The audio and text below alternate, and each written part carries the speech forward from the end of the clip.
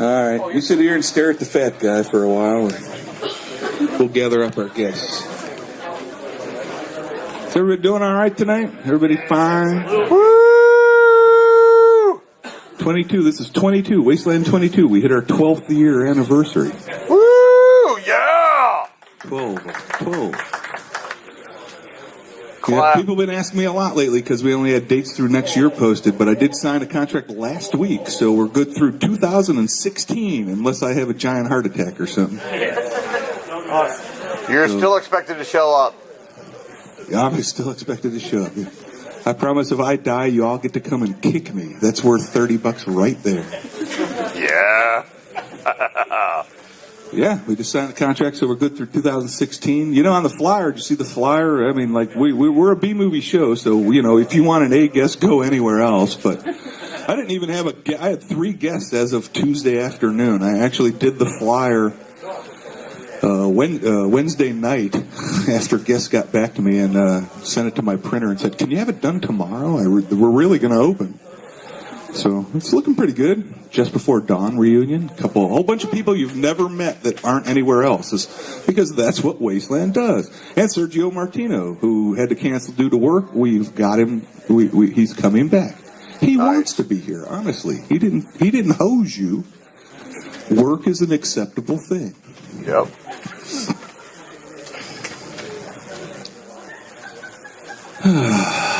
You know, I actually ate something 15 minutes ago. That's more than I usually do on Friday.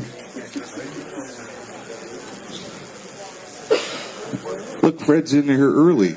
Woo!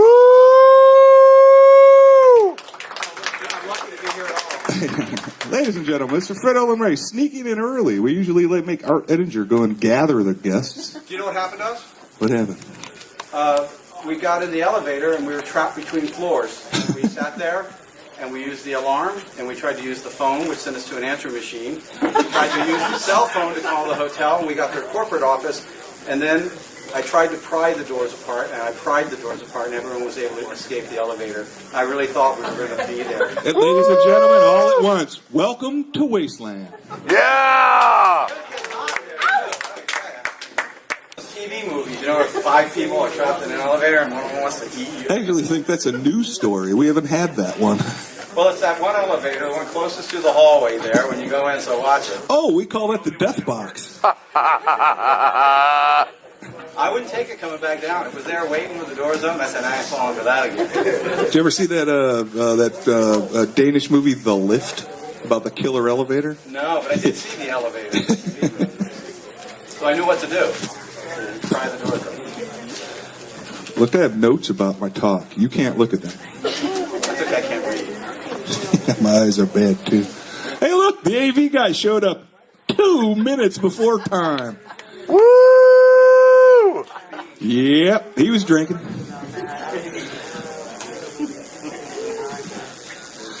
thought I was on my way to my room for a vodka and ice. Yeah, I came back from mine with a bourbon and ice. I really needed it after. I'm going to have to get you a bigger glass. Yours is puny. I know, but I already had 2 before I came back. Yeah, so did I. Just because I'm much larger than you. Don't let me stop. Believe me, you won't. Look, we're sitting in front of a crowd. Usually it's just the fat, long-haired guy, but now me and Fred are sitting here. Honestly, I once killed the crowd with Jesus jokes just because I figured, what the hell. Decided not to do that again. Where are the girls? Art's supposed to go gather them up. That's a big crowd for Friday night. I was at Louisville Night Film Festival last year, and it was open on Friday night. It looked like a ghost town.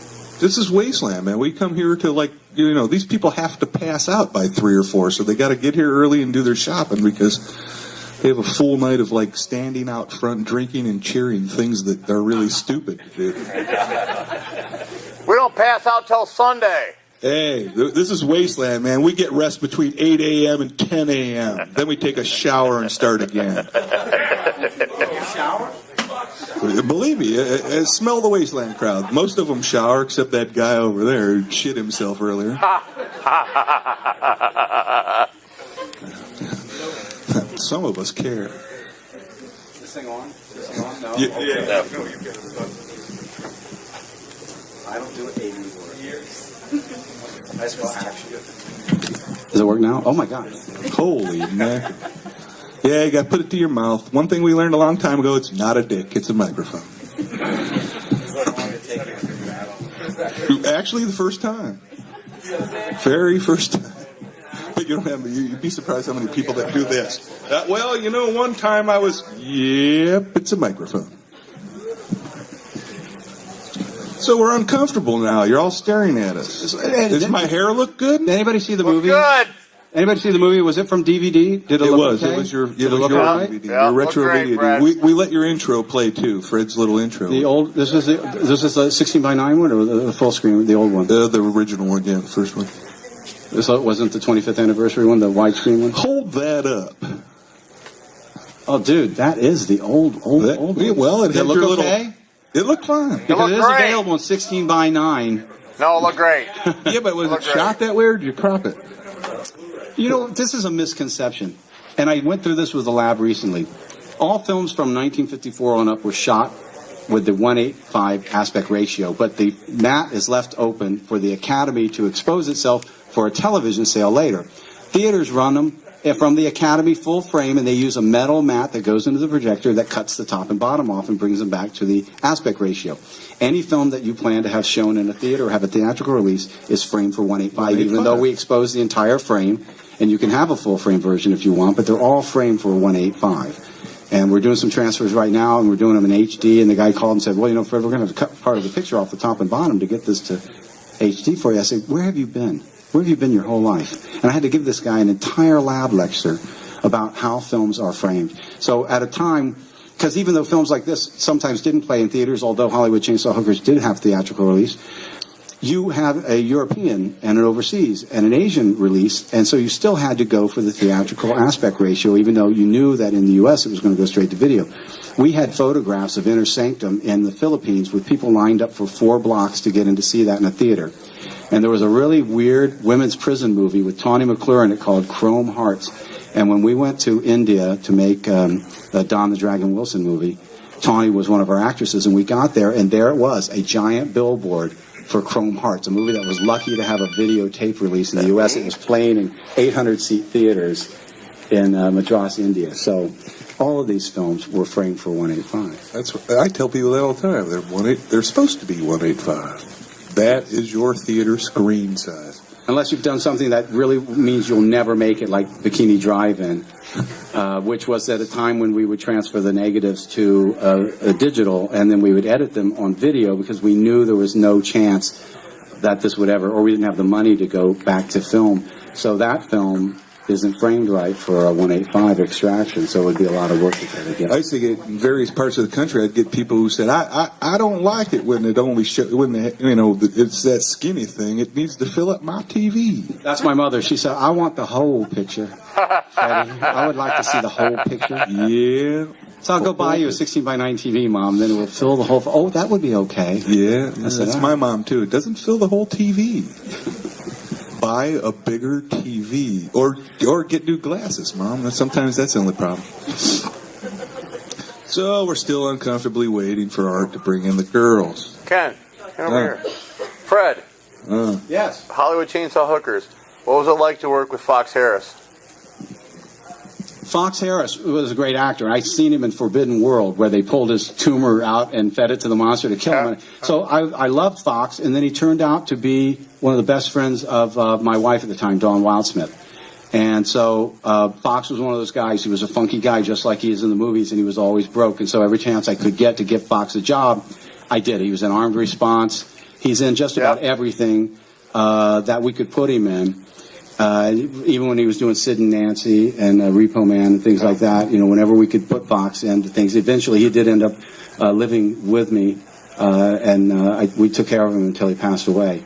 Nice. So he was a great guy. He smoked too much. He was a funky guy.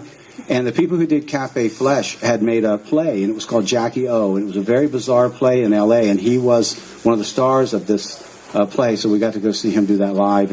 And he did, I think, Dr. Caligari, some kind of, you know, my mind is kind of blurred. It's been 20-some years, but he was in something about Dr. Caligari. Yep. But he was a great guy. He was a very funny guy. He used the name Jerry Fox in some of our films because they were non-union. So, but you can see him in a lot of stuff. I think he's in a lot of our films. He was a great guy. You supported a lot of guys like that, or like Robert Corey was one that he didn't. It would be like, I loved Robert Corey. We had him here. We got him out here, but you used him several times, and like, wasn't he running from the tax man for a long time? Well, Bob owed so much back taxes he couldn't get his residuals or royalties anymore from his films. The tax people took his money before it ever got to him. And so he had to get, you had to try to bring him in and pay him under the table or do this or do that. And we supported Bob for years because he was like a member of our family. And, again, I had the unfortunate task of having to convince him to move into the motion picture home and take him over there.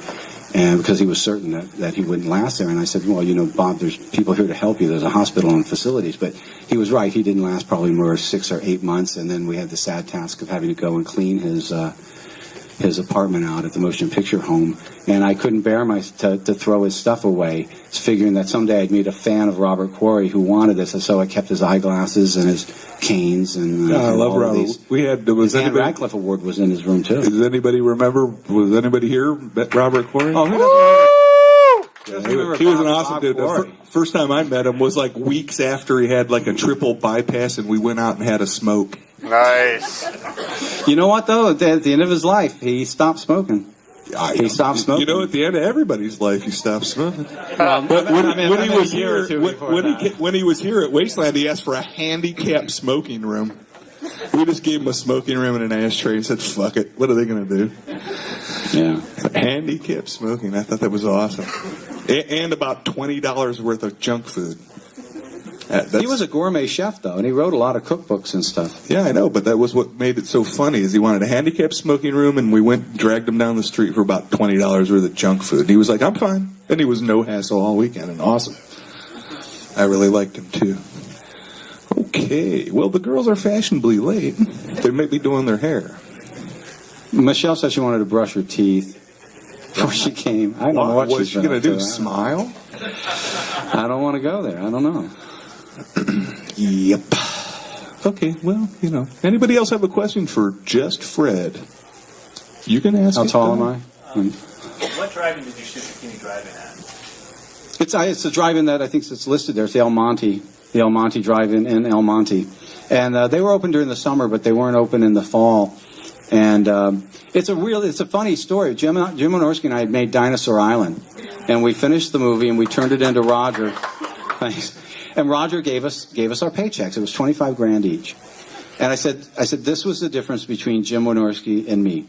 I looked at the $25,000, and Dave Hewitt was trying to get me to become a member of the Magic Castle. It was like $1,000. I said, you know what? I'm going to do that because I'll have fun there for years to come. And I looked at the rest of the money, about $24,000. I said, I think I can shoot 4 days of something with this. So I came up with this Bikini Drive-In movie, and we shot everything that didn't have a drive-in in it in 4 days for $24,000. Jim took his $25,000, took Tony Naples and another girl, and they went to Hawaii. And they went through all of the money in Hawaii. And I then had to raise the rest of the money, and I didn't get back to it until January 15th or whatever, the night of the huge earthquake in L.A. And we went back, we filmed the drive-in for 2 days, and the earthquake hit right while we were filming, the girl dancing on the hood of the car. And we continued on because we didn't know how much damage it was until we got home. We saw that our houses had all been wrecked and stuff. And people said, "Fred, how could you keep shooting?" I said, "I had 5 shots left. I had to do it." So, but the drive-in was very expensive. I mean, it was $24,000 for the first 4 days. But to go to that drive-in, light that thing up, bring all those cars and do all that stuff that was there, took the rest of the money. I mean, the whole movie cost maybe $125,000 total. But it was the El Monte Drive-in, and they had a chain link fence around the marquee because the vandalism was so bad in that neighborhood. So I said, "Look, we'll use it as a go-go cage. We'll put girls in bikinis dancing up in the cage," and we did. Resourceful. Well, look who decided to join us, ladies and gentlemen. Give us a hand, Mr. Fred Olen Ray. We've kept attention with Linnea, Quigley, Michelle Bauer, and my partner in crime, Mr. Art Edinger. Well, we kept him amused for a while, girls. So glad you can make it. Oh yes. I told him you were brushing your teeth. We did. We brushed and flossed. We poured a drink, so we were quick. I know it's time to cut. Hey, we just watched Hollywood Chainsaw Hookers, though, and out of all the films that that all of you, all the films that Fred made, all the films that Linnea and Michelle were in, Is this one that people remember? I mean, like, people talk about it all the time and ask me if it's going to come out again. And but do you find it, you know, out of all the things you did, do you find it weird that this is one that everyone remembers? Oh, honestly, you're asking us? Yeah, it's like an open question. Yeah, yeah. There's a button. Down at the bottom. Okay. Oh. Yeah, when the light turns green, you can talk into it. Hopefully. It's green. It's good. It's on. Okay. Thank you. Mindless. I was really surprised that Hollywood Chainsaw Hookers took off like it did. Weren't you, Michelle? Yes. Michelle is a woman of few words, but many other things, many other talents. We had discussed before that it actually got a theatrical release, and then it was very popular on cable TV, and it's just lasted the test of time, is what I'm trying to say. It has. I mean, having Leatherface in it, and Michelle, and all these crazy people, really worked. What about a sequel? What about not? I think Hollywood Chainsaw Hookers it's like Pinocchio and Snow White. Every 5 years there's a new audience for it. And it's just a funky, weird title. I think what really helped us is when Maxim magazine came out and called it the 4th greatest B movie of all time in their top 50 B movies issue. I forgot that, yeah. And it got a lot of, it was at a time when people, the titles had a lot of things to do with it, you know, and we thought it was a really catchy title. But I will say this, that we've traveled around the world.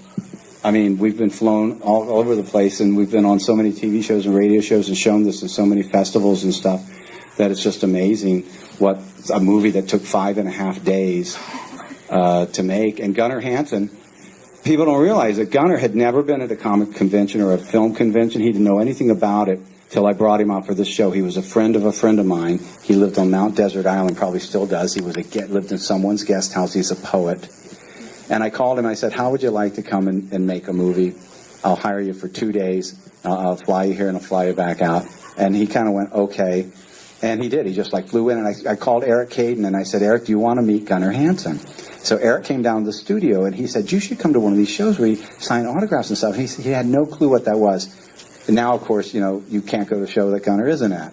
So he completely rebuilt himself off the show. And Jay Richardson, if there's anybody here who knows who Jay is, this was Jay's first film after a divorce. I don't know if he was an insurance salesman or what, but he went back to acting, which his wife didn't want him to do. And Jay, of course, has had a very successful career when he came after this. And I met Linnea and Michelle, who I'd worked with in The Tomb.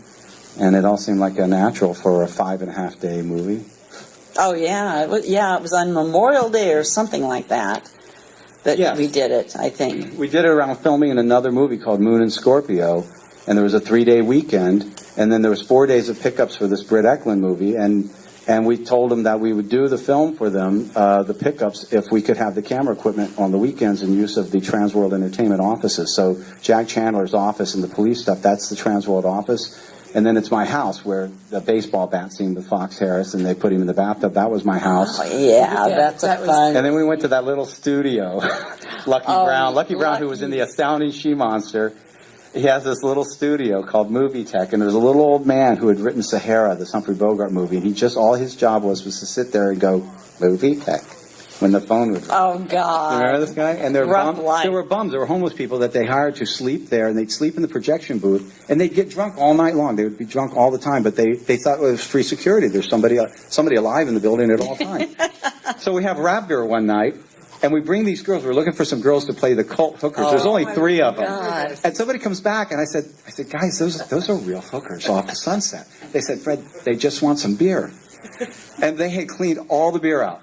The homeless guys who slept there in the projection booth, and the girls had drank all the beer, and they couldn't even say. They were supposed to say, "Give it to him" or "Kill him," and one of them was saying, "Kill it," and the other one was saying, "Give it to him," and we're like going, "No, all say this," and it's funny. Go, "Oh, fuck it, just here's a beer." Somebody go out for a 12-pack. I remember those back girls. and forth, like there's a big panic going on. 3 hookers from Sunset. Yeah, a big panic with 3 hookers. Well, I loved it when you put your son in the bar scene. Oh, yeah. That was that's the greatest missed joke of my whole life. You ever look back on something and say, "What the hell was I thinking?" They come in and somebody says something, and they said, "How did you know I was?" They hear, and she says, "You were the only real man here." And it cuts to this bar, and they all look down, and it's my crew. It's all my crew. But my little boy is there, and he's got a double martini, and he's at the end of what I should have done is cut to a table of children. She says, "You're the only real man here." It should have been a table of 10-year-olds who all looked over. But as it was, they were the crew, because we didn't have any money. So there's the assistant director, and there's the assistant camera guy, and they're all lined up down the bar, playing the bar patron. So it's nepotism. It's cheap. Oh, okay. I got cheap labor and actors and things like that. Yes. By the way, my son Chris, who is a very little boy in that, and was also the biohazard creature and some stuff like that, grew up in movie set because I was a single parent. He's coming here tomorrow. He's now a director himself, and he's is in New York doing a werewolf movie for Sci-Fi Channel right now. He's producing, but he directed Two-Headed Shark Attack and Mega Shark versus Krakatoa. Almighty Thor, and recently Shark Week for Sci-Fi Channel, and so he's driving. He's making a 3-hour drive tomorrow to come down here and hang out at the show with me tomorrow. Well, we were laughing just yesterday about how between you and Chris's films, you sucked up like an entire day of Sci-Fi Channel not long ago. Oh my God! God! All right. They had a party. They had a party for Shark Week at a sports bar. I love Shark Week. And from 2:00 in the afternoon until 2 a.m. in the morning, Sci-Fi Channel just ran one creature feature after another. And I come into the bar, and they said, "Hey, Dad, they just ran Super Shark." I said, "Oh." And now they're running Shark Week. Then they ran Mega Shark versus Krakatoa. Then they ran my movie Sea Snakes, Luke Perry. And I said, "Chris, do you understand that you and I blocked up 8 hours of a network's programming for a day?" I said, the two of us, I said, we jacked this entire network for 8 hours. 8 hours for the price of one Hollywood remake turd. It should have been the Ray channel for that I don't even day. think they knew it. I don't think they knew it, because I went to Sci-Fi Channel recently to pitch George Romero's Day of the Dead as a series. And they had no clue, because there's two different groups. There's the Sci-Fi Channel of New York who do the movies, and the ones in the Universal Tower do the TV series. But the people came to me recently with Day of the Dead as a series and asked me to develop it, along with Creepshow. And so I went in and I pitched it, and I said to them, I jacked your station last weekend. They had no clue that they had run our movies back to back. They didn't know anything. That'd be awesome if we had Day of the Dead. Hey, Art, you got anything to pipe in? Why, certainly. Certainly. Michelle and Linnea, you worked together on so many movies. What can you tell us about the very first time you met? Do you remember your first meeting with one another? We had a big fight. No. I think it was on Get Crazy. Don't you think? When we met? I think Or it was The Invisible Man? It was the shower scenes in the, what movie was that? It was you and Wasn't it Brink The Invisible and I. Man? Was it The Invisible Man? Yeah. Yeah, we were With doing... Steve Guttenberg. Yes. Yeah. We were doing nudity. In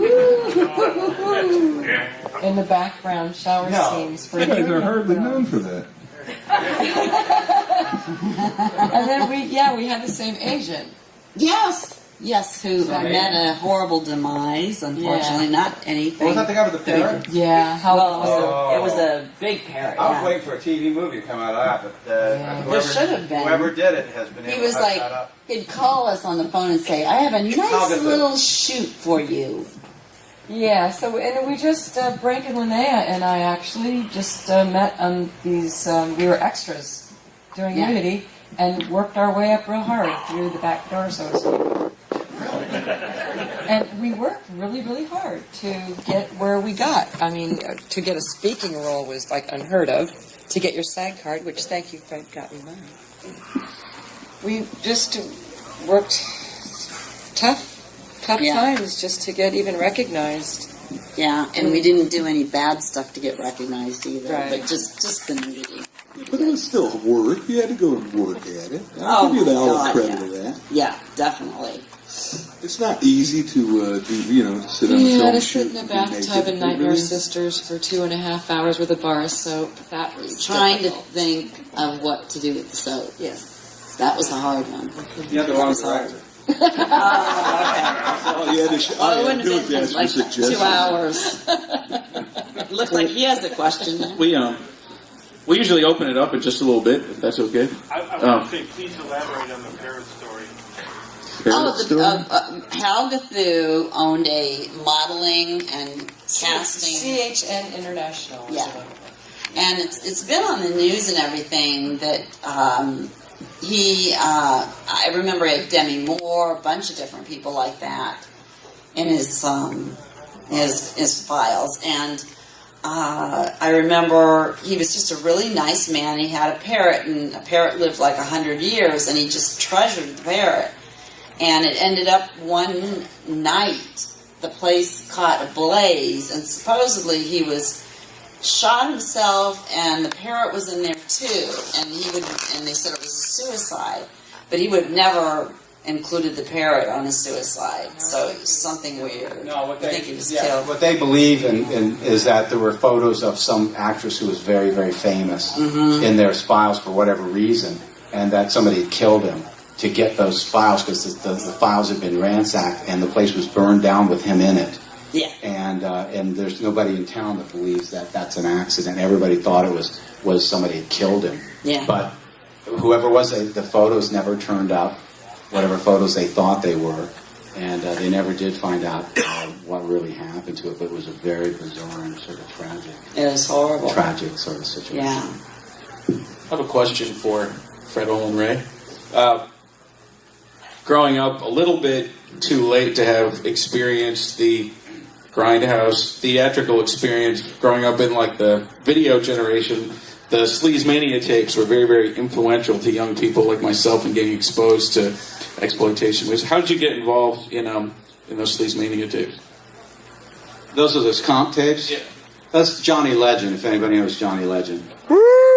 Yep. Johnny Legend, Martin, whatever you call him this week. He was friends with Jimmy Maslin and Eric Caden and those guys, and he's still around, and he was putting those together. And I don't know what I might have given him. I mean, I think I let him put some things on there that I'd never released, because I would go out and try to get movies. I needed money, so I would go and I would shoot 5 minutes of something, and then I would take it around and see if I could find somebody who would give me the balance of the money. And so I had some things that I had never found the money for, and I let him put those on there, and he just compiled those things together. So he's an interesting guy. I used him as an actor a few times in a few films. True, and a wrestling fan. Johnny Legend? Mm-hmm. Yeah. Oh, yeah. You all do know that this is fabulous Freddie Valentine. Yeah. Right. You still wrestling them a lot? No, not at this age, but... Hey, it's clear. Johnny Legend's sister is Lynn Margulis. Does anybody know that? No. She was the star of the movie Aftermath years ago, and she was with Andy Kaufman. Yeah. And she became an editor. And a lot of people didn't realize that was his sister. I didn't know but it that. was. Well, there you go. Now, see, look what you learned. Yes. You did? Look at that. We educate. Well, like, we're sitting here on the panel here with Fred and Michelle and Linnea, and together, Michelle and Fred worked together 25 times, 26 times, and Linnea worked with Fred 15 Once? times. Yeah, well, at least 5 or 6 times you guys worked together, and Michelle and Linnea worked at least 15 times together. So What are you trying to say? I'm just saying that it's like Yeah, it's what not does that like mean? family sitting here. It's You act like we can't get a job somewhere else? no, what I'm saying, I think it's just kind of funny to have you together here together at Wasteland because it's just like family. Oh, I'm trying to talk him into a thing later. There's 3 of us. I'll let you know how that Oh, works. my God. Okay. Okay. That'll be the second time then. I know. Yeah, that's why we put you on the 6th floor. The rooms are big. Oh. Yeah, I was just kind of making a family thing here. Well, Everybody's known each other a long time. Yeah. It was more I have a steak. question for Fred. So was it back then that it was hard to find a dependable girl actress that could speak and show up? Or what was the reason for using the same people over and over again throughout your films? Was it just the camaraderie, or was it... Is that a real question? It is a real question. But no, it's harder now. It's harder now. Back then, we would do a movie like Masseuse, which I always thought was a pretty decent little film. And you'd go and people would actually come in and they'd be waiting to audition, and they would read and they would audition, and they had credits and stuff like that. That kind of thing doesn't exist anymore.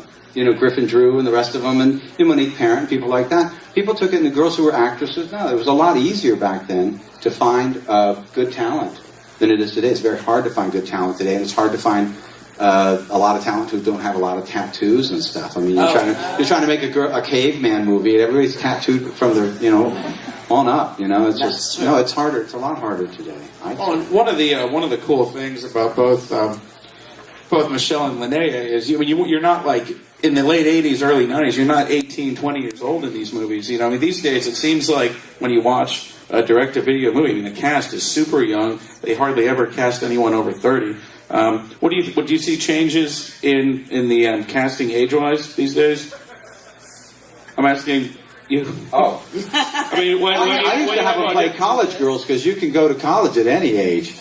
I never tried to pass them off as high school girls. No offense, ladies. Oh, okay. But anybody can go to college, so you make them sorority sisters, right? Yeah, exactly. It doesn't matter. It doesn't matter. You know, so the thing is today is like, you know, I have this whole rep and all that stuff, but if you really look around, what I've really been doing the last couple of years is I do Christmas movies for Lifetime Channel, and I do Christmas movies for Ion and stuff like that.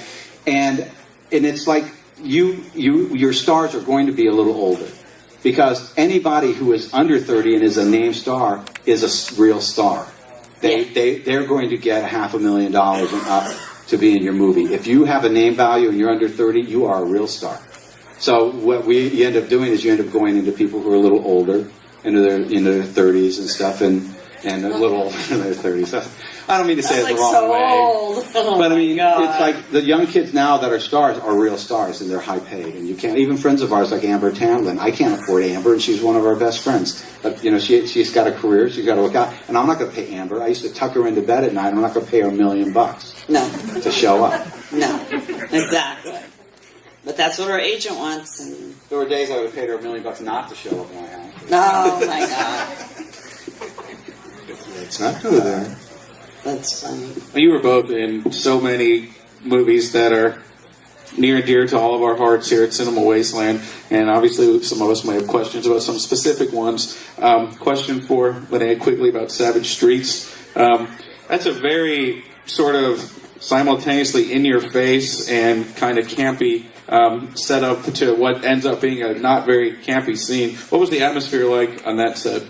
It was pretty much everybody stayed in their character. I was felt like the odd girl out, and you know, the Satins, which were Linda Blair and her gang, were hanging together, and the Scars, those guys, you know, stayed in their characters, even though I wrote in with Red, one of the characters, every day. But it was pretty much everybody was just staying in their character, and I felt like a real little girl because of my way I was dressed and the way I had to act and everything. But it was a very serious set, though. Everybody was really into their characters, and just it was very realistic. And when you're now that most independent movies are no longer shot on film and are shot on video, I mean, do you feel the atmosphere changing radically today when you're on a film shoot? Yeah, it doesn't seem like a film. The first time I did one on video, I felt like I'm not really doing a film. It was really strange, you know. And now they have cameras that videotape you, and you're like, oh, you're going to take my picture, and it's a real camera. That, yeah, it's not the same. I miss hearing check the gate and all those little things, and you know, when they changed the film bags and everything, and you had to get it right because you were, you know, using film stock. Yeah, I never believed in any movie I ever made that they took more than 5 days. When someone said to me, I was on a movie for 3 months, I went, yeah, right. It doesn't exist. What I think is funny is like you girls were just talking about film and film, the clapboard and starting it, but what a lot of people here probably do realize is that, you know, the term Scream Queen was termed around you two. And I mean, not just you two, but you two were part of that. And to me, Scream Queen always meant actress on film. Where today, I do 15 of these shows, and Scream Queen means young girl with nude photo. Yes. And to me, that's not at all. They destroyed that term. Where I always thought it was actress in B-movie, and that's what I liked. I used to love to see movies with Scream Queens. You know, I used to, you know, I don't go to too many of these shows, and people may have seen me in a couple places, but I'm not really a regular at anything like this because I have a business to run. A life, and I and we'll still work. Yeah, well, I'm still working. But I would go to some places like Chiller and stuff, and I'd see girls and stuff set up, and they'd have photos and stuff, and then they'd say, "What do you do?" "Oh, I'm a scream queen." And I said to one girl, and I said, "I'm sorry." I said, if I haven't heard of you, and Dave hasn't heard of you, Jim hasn't heard of you, you're not a scream queen. Oh. I said, no. I said, if you haven't stood in waist-deep swamp water at 2 a.m. in the morning on a Roger Corman movie, you're not a scream queen. You haven't paid your dues. If you haven't gone through that mill and you haven't done that job, and I still say check the gate. I do it just for laughs. Oh, good. Good. Well, all I know now is, ladies, I refer to you as the original queens of scream. Because screw the term scream queen. There are scream queens, and they're allowed to call themselves that. But the original queens of scream will always remain near to my heart. I think that whole genre thank died you. in 1993. Oh yeah, by the mid-'90s, the scream queen term was killed and stomped in the mud. Yeah. It really was, because there was nothing. The film was, it was just phasing out. Shot on video is not a scream queen. Well, I mentioned that we had worked so hard working our way up through, like, Fred's saying, from the locker room background scenes and finally getting a speaking role and then meeting these guys and getting these parts and then getting a following and the years that went into that. And then for a girl to come up and say, I'm a scream queen, I got upset because you didn't go through what I went through to get where I am, and it really, really bothered me. It really upset me. And then when it all kind of fizzled and died out, I thought, you know what? They come and they go. And where are we? But the original 25 queens years of scream later. remain. I coined the term in 1993 to describe the women I used to see at conventions. I called them cheese queens. Oh, I love that. That's funny. Well, and thanks to technology, you can now make any number of movies in your backyard with your handy cams, and you can make your own DVDs and your own covers and stuff. But can you get HBO to show your movie? Oh, yeah, that's a big question. Can you get Blockbuster to buy 20, 30,000 units and put it on their shelves? I mean, well, you know what I'm saying. Or Netflix to take it, or whatever it is. But so there's a ton of stuff out there, and people say, I made 5 movies last year. And I'm like, I can't remember any of them. I can't remember seeing them. And these girls, and I'm not blowing smoke here because I've already had all of you several times. I'm kidding. But it doesn't come easy. You think, they spring on the scene? Look at The Naked Gun. People, obviously, everybody's seen The Naked Gun. The cop car goes to the little cop, then the title's there, it goes into a girl's locker room. If you look, there's Brinke Stevens. She runs across in front of the camera. Oh, my God. If you see Psycho 2 or 3 or whatever, Norman Bates or somebody peeks through a thing into a girl's locker room taking a shower, take a look. That's Brinke Stevens again. It wasn't easy. Everybody has to pay their dues. Everybody has to work the hard way up. And if you know where to look for these girls, you can find them all over the place. See me later. Oh, yeah. He'll tell you the deep, dark secrets. But no, you'll pan across things, and all of a sudden you'll see somebody, and it's because people, sometimes you have to pay your dues. You have to stand out there, like I said, in a swamp, in Sorority Massacre or Part 35 or whatever it is. Yeah. And and people sit there and you complain. You go, oh God, Roger Corman's so cheap. He doesn't want to pay overtime or golden time today. Let me tell you something, folks. There's a lot worse things in this world you could be doing than to be working in a union movie for Roger Corman at his studio on a show that's going to play forever, that's going to get all the distribution. And we were talking about an actor recently who had come in, and I had offered them a role. And they said yes to the role. And 3 days later, they called up and said, you know what, this is just not important enough for me. And I said, well, that's okay, because John Snyder took the role, and the movie plays 5 times a month on Sci-Fi Channel, almost every month now, and the other actor hasn't been in anything that's shown up in the last 2 years. And I'm saying, well, I guess that's the difference between the job you took and the job you didn't take, is the job you didn't take is everywhere you want to be. It's just like Visa. I love that. Yes. But I like John Snyder. Don't get me wrong. I thought he was perfect for the role. I mean, sometimes people do you a favor. Sometimes the things that happen that aren't really great turn out to be some of the best. Well, you had a wonderful. I mean, like, look at the movies you made. You got to cast all your childhood heroes too. I mean, Buster Crabbe, Kirk Ellen, even Bob Corey. We just talked about. And you always made the joke that, I used them all. When they needed the money, I got them on their way down. And you know what, though? But that's not what he meant. What he meant is, exactly what I said. Because- it's paraphrasing. I'm horribly paraphrasing the drunken bar room conversation. If they were alive and wanted to work, I would give them a job. Exactly, and that you would Well, give if they them a were job. dead, No one you else wanted. There was a reason why people didn't hire Aldo Ray. I mean, there were reasons why some of these people aren't working. John Carradine, I mean, who wouldn't want to direct John Carradine in their early careers?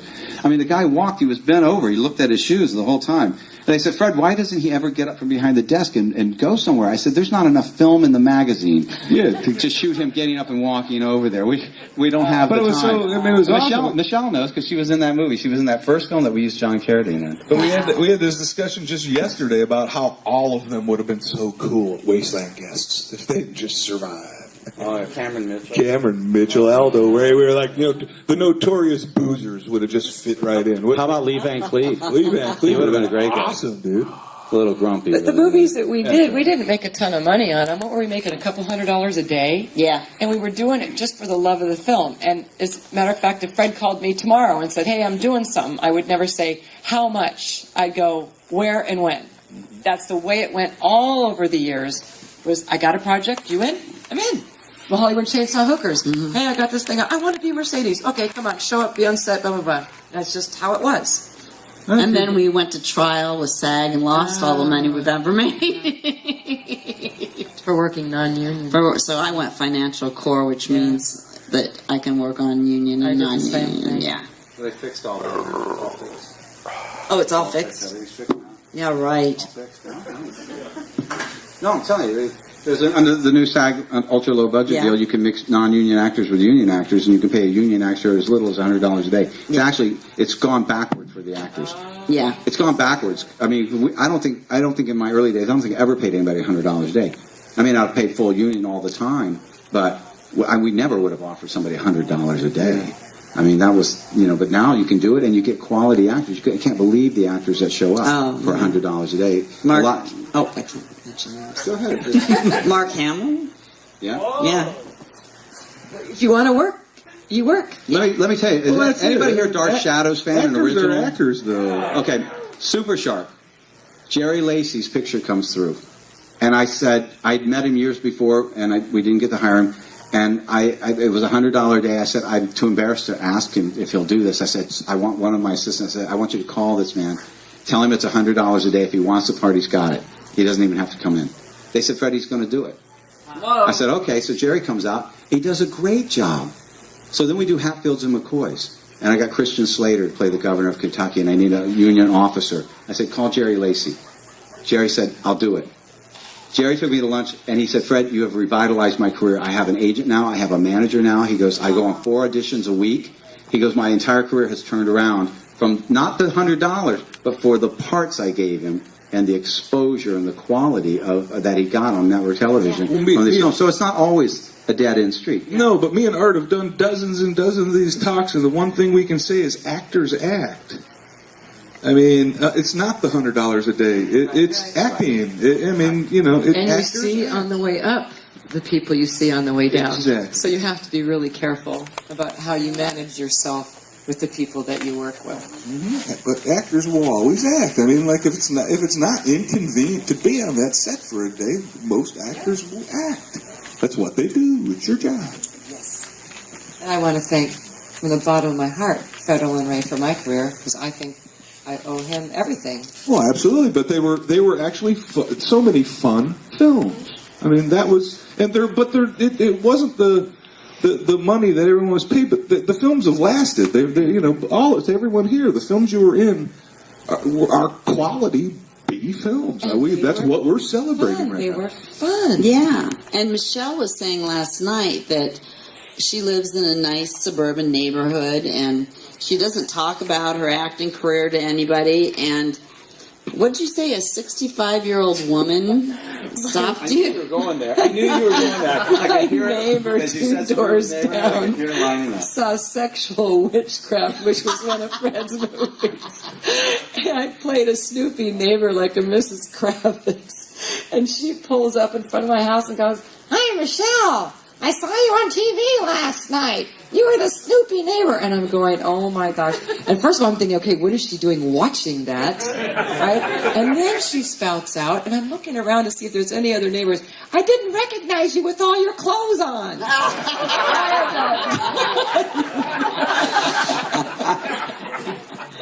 Oh, yeah. That would be embarrassing. Oh my God, it's so funny. What was she doing in her little PJs watching that? Well, speaking of low-budget films, for Linnea, did it ever pan out? One of my favorite no-budget movies was Nick Phillips' Crazy Fat Ethel movie. But there was is that going to happen? That remake? I hope it will. That movie's great. I love that movie. Yeah. You and Felicia Rose, who's got back into acting after the atrocious Sleepaway Camp 1, which I like 2 and 3 better, because Sleepaway Camp 1 was a boring slasher with one payoff ending. But she's gotten into acting, and and you guys were supposed to star in it. And whatever happened to that? I don't know. I got an email. They're waiting for funding. Just like a lot of movies. Should talk to Fred. Fred makes movies. Happy waiting, folks. I know. Happy waiting. I know. I don't do that anymore. You call me up, you give me the money. Yeah. Go. And it's like, let's go, man. Speaking of being recognized, when USA Up All Night was happening and you were both on cable all the time, I mean, were you recognized pretty regularly? Did you have awkward situations walking around in the day-to-day, or did people not approach you so much? I got recognized, the day that I had, some pimples, or, I looked horrible, or, I forgot to wash my hair, or something, and it was always like that instead of, when I was, nicely dressed and stuff. That's when they'd recognize me, and when the USA, I did get a lot of people just staring at me like they knew me from somewhere. Isn't that a weird feeling? Yeah, You're it's going, oh my weird God, feeling. they've seen my boobs. Yes. Yeah. Yeah, where they're staring and not looking at you. Yeah, they're looking through you. That's why they have X-ray specs, I tell them. Those never worked. I know. We all bought those. We never got a 7-foot Frankenstein either. We got a Jack Davis picture. That's how much money we spent through the back. Well, see, we used to put the specs on and pay the girl to take the clothes Yes. off. Pretend like this. Yeah. Oh, I can't see a thing. The three of you have such long filmographies. We could go on and ask a million questions about the individual films, but maybe we should open it up to the audience. Who has questions for the esteemed? You've been patient. Well, we've had a good You've been very patient. Here, we got one right in front. Yeah. So, USA Up All Night, this airing of Nightmare Sisters, I've heard the rumors for years, I never actually saw it, that you guys reshot all the nude scenes with filling in the scene in the bathtub with you holding balloons and stuff like that. Oh, yeah. David had us come in. It was, 6 months later at least? And he had an offer, so he couldn't resist it. And so we came in, and I had to redo my song I do in the movie. And we had to redo the bathroom scene, and we're jumping on a bed with balloons squeaking them. Because For like 4 or 5 minutes. For 4 or 5 minutes, not, And we're looking half at an each hour. other going, what are we doing? Yeah. We're like, this doesn't seem like the first movie we did. You both appeared on the show, too, not just in the movies on the show. You made appearances on it, which was cool. Yeah, we used to do the fun wraparounds. And were you ever there when we did no, you weren't there that one, where we did the lipstick and had to all do it in tandem? No. Okay, thank God you weren't there for that one. Anyway, go ahead. Yeah. I just wonder, you guys have been talking about, how you love what you do and everything. I wonder, is there a movie that each one of you that you wish you hadn't done? Yes. A movie? Can you name it? There's a few, yeah. Animals. You're the first person that said that. That was the first movie I ever did on video. And for some reason, I don't know, it opened up with this music that was really weird. And, it says, special thanks to Mom and Dad. I just knew it was going to fall away. You got to suss these films out before you agree to be in them. I I know, but they said they had, the cinematographer from, if you remember, China Beach or whatever, and, you know, he got sick being in the plane, vomiting, taking aerial photos. And there's the ones that you do that you're sure going to go nowhere, and they go, like, for miles and years, and you never stop showing. Yeah. Don't even look at me. Yeah, I did a movie one time, and I swear to God, I'm embarrassed to say this. I never read the script. It was a feature film, and I went on the location scout, and I said to the AD, I said, quick, tell me what this is about. And he said, it's about this, this, this, and this. I said, great. I said, that house looks just great. I want that house. And I would come in the morning, and I would, because people don't work, because Michelle and I were talking about the scripts. You don't work from scripts anymore. You come in the morning, and they give you just the scenes that are being filmed today. There's a call sheet, tells you the order, what you think the order will be, who's in them, by number. And you get the sides. They're called sides. That way you're not carrying around a 90-page object all day. You get a 10-page object, or sometimes a 20-page object. And you just go from that. So every day I would simply look at the sides, see what the scenes were, set it up the way I knew it should go, and call action. And it was called, and you know what, it's funny too, because it was part of a French television series that were being shot in 3 episodes each, and then they would be made into a feature. And they were shot at Roger Corman's studios, and it was called Emmanuel 2000 or something. Oh, no. With Holly Sampson. And it was the last of the episodes. It was week 14. I was the last director to come in. And it was like being John Malkovich. She had something that glowed on her forehead, and a necklace or something. And it was very confusing to me. I didn't understand what it all meant. And so I went to the star who played Emmanuel, and I said, what's the deal with the thing that's flashing on your forehead and stuff? She goes, well, you're the director. I thought you could tell me. I said, I'm the last guy here, honey. This is week 14 of 14. And we just went, okay, just call it a day. And it was the only one of those Emmanuels that was picked up by Showtime and run as a feature. It's the only one that ever came out on DVD, so I must have done something right, sleepwalking through it. Just shows you experience will out. Good. Experience will out. Did you use a pseudonym on that one? Or your name? You usually use your name. Usually? Oh, the man has more. How many pseudonyms? You know, they had, one time Andrew Stevens and I we were all being sued, and we were in a deposition. And they asked Andrew, because this is where we started doing this, because Andrew had so many pseudonyms. He used Hugh Janus. And he had all these. He had Tom Papadopoulos. I mean, and we're in a deposition, and they said to him, Mr. Stevens says, why do you use so many pseudonyms? And Andrew said, because it amuses me. I like that. And I got to a point, and I know, I'm sure there's a lot of days where you just like not to see your name in print anymore. You just don't want to see it. When I started out, I was very interested in establishing myself. After about 4 or 5 years, I was done with that. And I used to tell people that the only place I wanted to see my name printed was on a check. I said, I don't want to be famous. I don't want people to talk about me. I don't want you to think about me. That's why I've been trying to get into television. I said, I would like to disappear into TV. No one knows who directs Desperate Housewives. I want to be that guy. I want people you don't need to care about me. I'm not interested. That's why I don't go to these shows. That's why I don't do interviews and stuff. I don't care. And so I'll put anybody's name on there. I like Dark Shadows. Roger Collins. Put his name on there as the director. That's how I got to be in a movie called Save Me. There's a real actor named Roger Collins. Who knew? And because I use that pseudonym now, I get credit on the IMDb for movies and stuff I didn't make and I'm not in. Now you sound so cynical. I'm not cynical, but there is a point. First of all, I'm not glamorous girls with books of photos like you guys. It comes to a point where it's a job. It's a job, and it's a job where I get up at 4 a.m. so I can walk around the house for about 45 minutes before I have to get in my car at 5:30 and drive down the freeway, and then stand on my feet for 14 hours a day. And then listen to people whine and cry about they don't like their wardrobe, they don't like the way their hair looks, or that dog bit them. Or what do we do now? And everybody comes to you. You know, do you think you can get something for a vegan on this lunch line? What the fuck do I know? Do I care? If I could change my name on the call sheet, hey, who's this guy? Where's the director? I'll do anything. It's a job. I want to show up. I want to do a professional job. I'm a member of the DGA. I'm a member of the Producers Guild. I do all the things I need to do, and I do them to the best of my ability.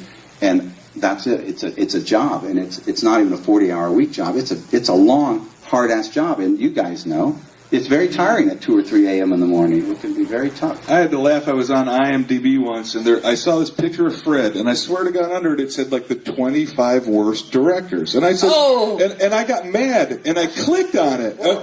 But I clicked on it, right? Because I saw this picture, and I got mad, and I clicked on it, and then a list came up of all the directors, and I said, motherfucker, everyone who's alive has damn near been at Wasteland.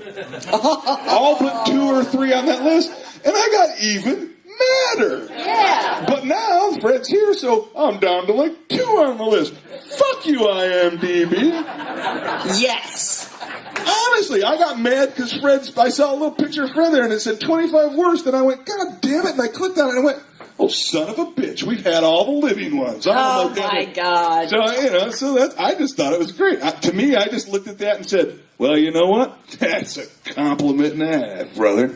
Because if you looked and clicked on the directors, they did a shitload of films where they say best director. Well, he did these 3. Well, you know what, plenty. Other than Hitchcock and a couple other guys, they don't deserve to be on that list. So I just thought that was. And honestly, if it wasn't your little picture there, I wouldn't have got pissed and clicked on it. Yeah. Well, don't go on IMDb and check it, because it pops up randomly in a corner somewhere. Isn't that just an opinion? People didn't vote on that, did they? No. People vote, but look at the douchebags walking around the world. Do you really care what people think? Jesus Christ, look what the Republicans have to offer. Let's not get political. Go ahead, Doug. You got a question that gets us out of this mess? I got a question for the ladies. What was it like to work with Jess Franco?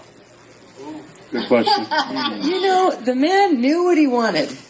He had passion. He had passion, and he knew exactly what he wanted and exactly how he wanted it done. He was no nonsense, all business, but when you sat down and you broke the bread and had the wine, he was a good guy. Yeah. And I liked that he knew what he had in mind and got down to business, and there was just no bullshit.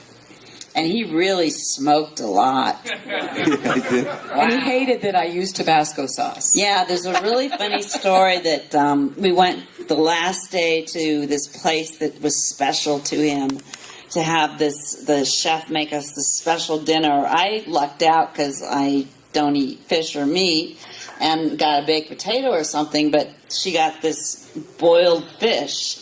And she carries along a Tabasco sauce with her traveling.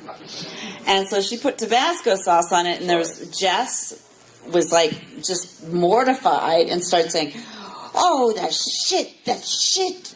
And she's arguing back with him. He's there with his pepper shaker, going like this with the pepper like crazy all over his food. I go, look what you're doing to your food. Don't give me crap about my Tabasco. Yeah. And you kept Tabascoing it up, and you got your way, and he just kept going, oh, it's shit. He's very passionate about his food. I love Jess Franco. I met him about half a dozen times, and I used to always describe Jess Franco as the man was a genius, because we never understood what the hell he meant. No. But he spoke like 10 languages. Sadly, English was his worst, and he always wanted to talk to you.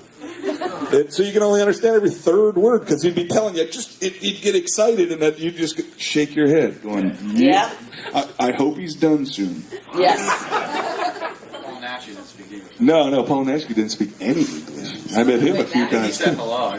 Paul Nashi gave me his email address, and he said his email address was nashi@com. And I said, I don't think that's your email address. And we went back and forth for about 5 minutes before he got it right. He spelled it Other Nash differently. every question in the back. He just printed it. Had an E in it. Sometimes it didn't have He just printed his name, and usually his son was around, so Sergio was a great guy, and Paul Nash would be around, and his name was always misspelled. It was just write your damn name. We all know it's not Paul Nash, okay? The court recognizes the gentleman in the back. Way in the back, the guy who's been wanting to ask a question desperately for 15 minutes. Do you have any stories about dealing with camp motion pictures? Camp? Any camp? Oh, yeah. I remember having to get a release for the horror workout, and I went into the offices of Camp Motion Pictures, and I became very frightened because I sat in Sal's office and there was monitors of every part of the building and the parking lot. Just telling somebody that just an hour.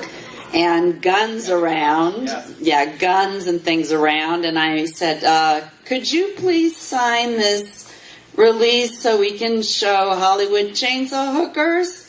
And I quickly exited after he did it. They were like mafia, weren't they? Yeah, they're like.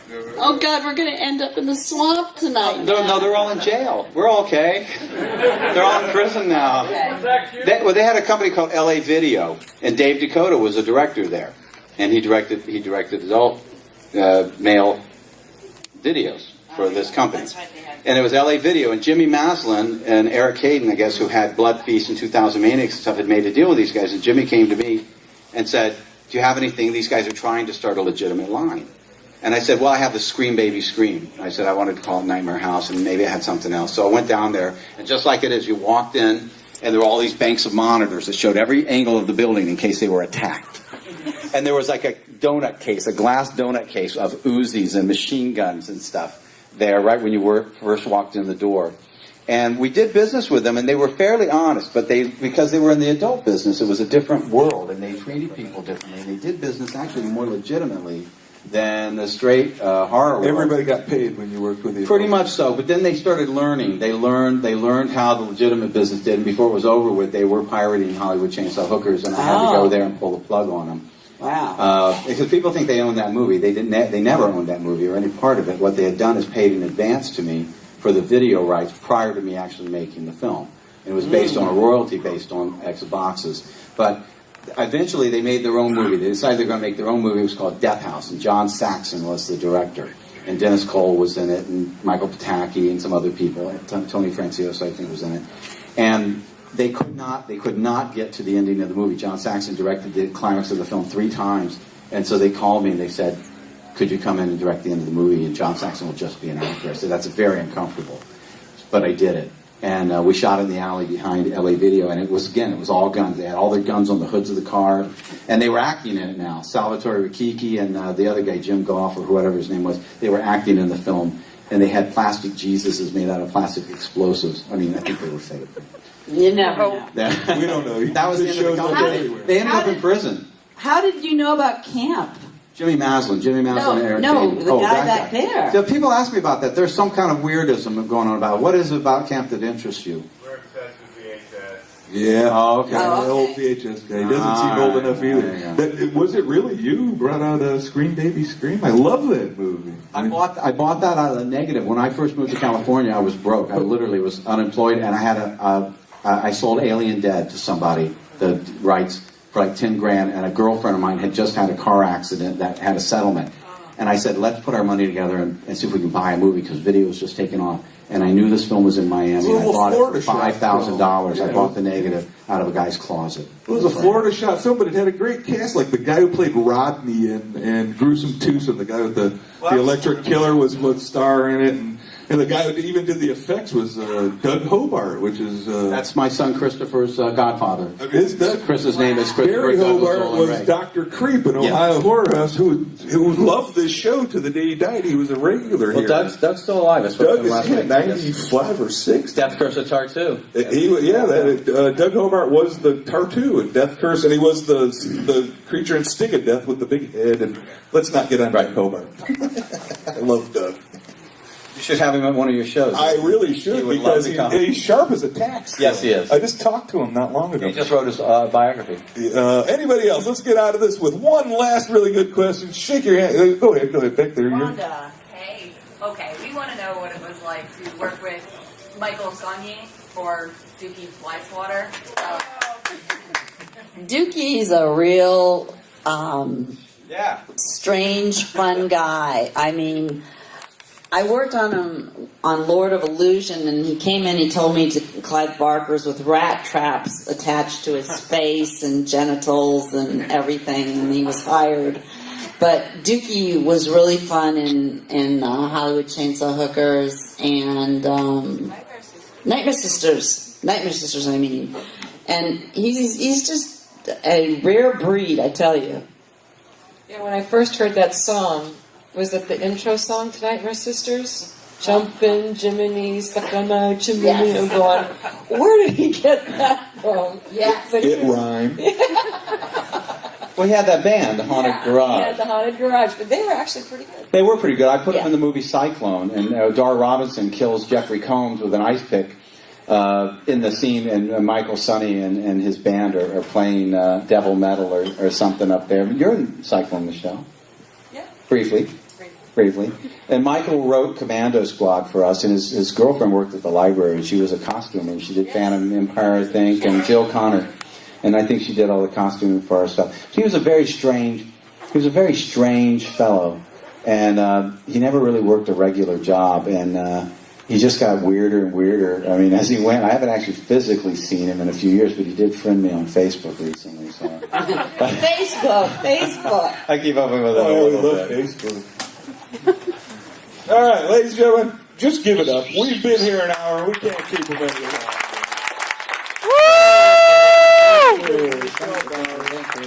Visit them all weekend at their tables.